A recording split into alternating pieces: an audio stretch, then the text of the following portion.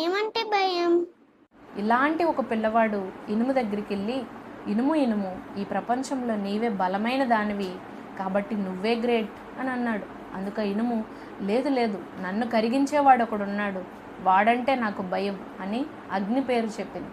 వెంటనే ఈ పిల్లోడు అగ్ని దగ్గరికి వెళ్ళి, అగ్ని అగ్ని, అంత గొప్ప ఇనుము కూడా నువ్వంటే భయపడుతుంది కాబట్టి ప్రపంచంలో నీవే గొప్ప, నీవే గ్రేట్ అని అన్నాడు. వెంటనే అగ్ని, లేదు లేదు, నన్ను ఆర్పేసేవాడు ఒకడు ఉన్నాడు, వాడంటే నాకు భయం అని వాటర్ పేరు చెప్పింది.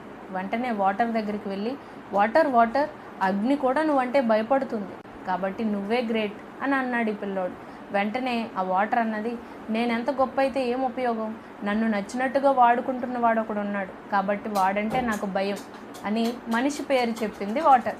వెంటనే ఈ పిల్లోడు మనిషి దగ్గరికి వెళ్ళి, ఈ ప్రపంచం మొత్తంలో నీవే గ్రేట్ అయ్యా అని వెళ్ళంటే ఆ మనిషి అన్నాడు, నేను ఎన్ని కనిపెట్టినా ఏం ఉపయోగం, నేను భయపడేది ఒకటి ఉంది, దాన్ని జయించడం ఎవరి వల్ల కాదు అని అన్నాడు.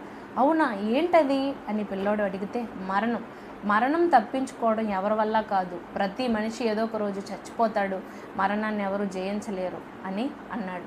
వెంటనే ఈ కుర్రోడికి అర్థమైంది, అంటే ఈ ప్రపంచం మొత్తంలో అందరూ భయపడేది మరణానికి కాబట్టి మరణం దగ్గరికి వెళ్ళి, మరణమా మరణమా, నీవే ఈ ప్రపంచంలో గ్రేట్, నువ్వంటే అందరికీ భయమే అని అన్నాడు.